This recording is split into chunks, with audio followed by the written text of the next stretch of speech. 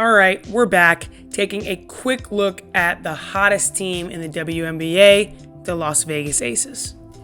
They've won 12 in a row and are back and forth with the Atlanta Dream, fighting for that second or third place spot as the WNBA season is starting to wind down. Their last loss over a calendar month ago, the Minnesota Lynx. That's who they have tonight, September 4th, as I'm recording this video.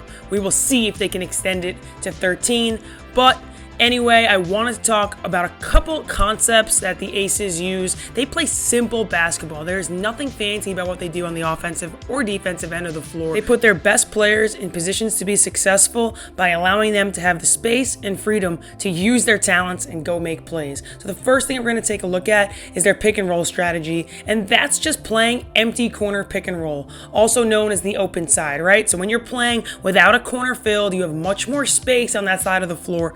We've talked about the 3 levels of pick and roll on my videos before, so this is level 1, right? Can you get your defender to go over the screen? That's taking care of level 1. Jackie Young is so good at using her physicality and really creating contact and keeping defenders on her back. She's gained enough respect in this league to force defenders to go over the screen, and because teams don't want to switch with A'ja Wilson setting screens and rolling to the basket, or popping now, which we'll get to later, that screener defender is oftentimes so concerned about A'ja receiving the pass that they end up leaving the ball handler wide open, or they give up that pull-up jump shot, which some teams are just willing to live with. But like you're seeing here, this time they run a little Iverson action, which is essentially a 1-4 high look where a player on either wing cuts across 2 screens at the top of the floor just to get the defense moving so everything's not so static. A couple screening actions after that, but now it's the same setup, that empty ball screen that we talked about. The corner is empty. It's a 2-man game with Jackie Young and A'ja Wilson. And like I said, some teams are willing to let Jackie Young take this shot, but she shoots it at a really high clip, especially when she gets a piece of the paint. The very next possession, they go right back to it. What did the defender do on the last one? They went under. Jackie, high IQ, knows the defender is going to go under that screen once again, gets her feet set, and is ready to shoot behind.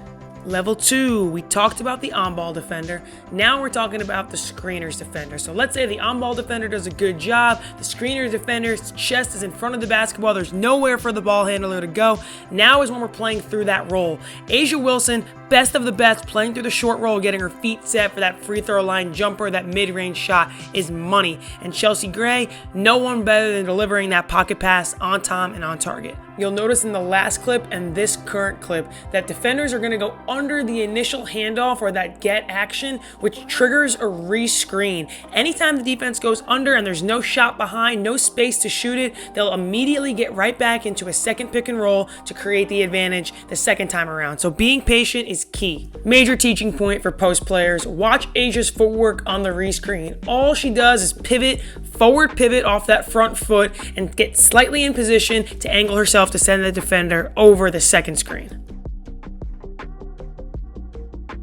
And this next play, which might seem simple, is what separates A'ja from most of the other bigs in the league. Watch her catch on the roll. Level 3 defender, actually, right? The weak side defender comes all the way over. She's able to jump stop in traffic, give a shot fake without shuffling those feet, and get to the other side of the rim and finish with her weak hand. Okay, lastly, level 3. The simplest way to explain it, in my opinion, is who is stopping you from throwing the ball to the roller, right? Level 1 and level 2 are the ball handler defender and the screener defender. Level 3 is who is preventing you from throwing the ball to the roll. Whoever that player is guarding is going to be the one open. Chelsea Gray, playing with her eyes up, chin to her shoulder, sees that Brittany Griner is the one helping in, throws it to who she's guarding, 3-point shot.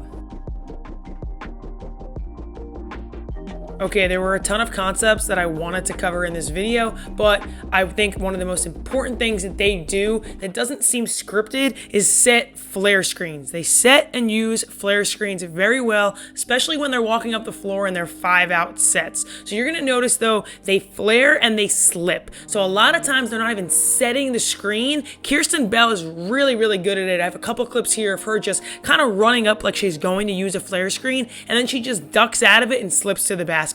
So their use of flare screens has gotten them open threes and open layups. That's self-explanatory. I'm not going to dive too deep into this, but I think it's a big concept. And if I'm scouting the Las Vegas Aces, I am definitely worried about their flare screens and whether or not they're going to actually set them.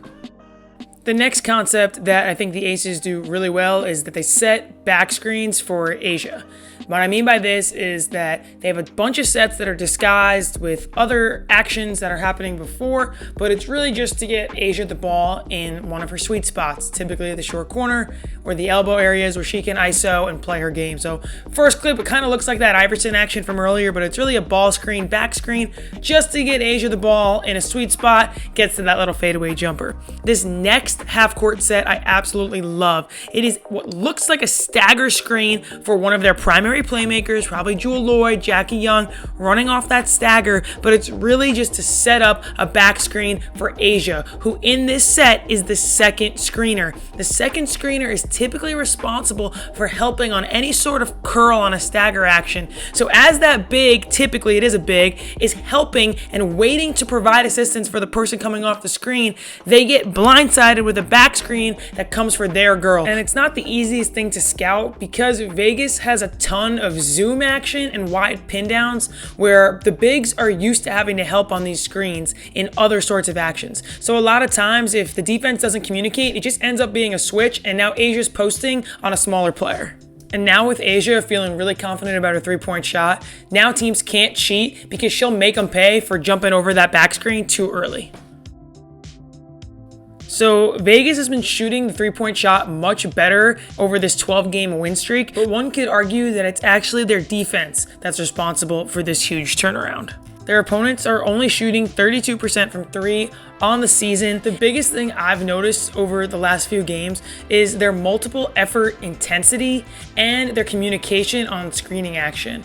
They seem to just know when to cover for each other when it comes to getting switched on to a mismatch where they need to provide help, or the multiple effort plays that they need to scramble out of rotations and to make sure that they're not giving up anything uncontested.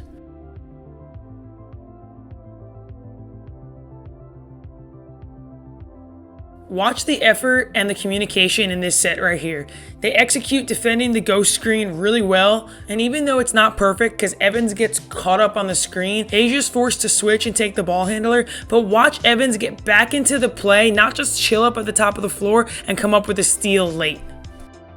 So it'll be interesting to see if Vegas can continue to ride this momentum into the playoffs, making a deep run. They are clearly one of the top teams now and are playing the best basketball out of any team, maybe outside of Minnesota, even though they have their own little skid. This game tonight, which tips off in about 2 hours, is going to define a lot, and it's a big one.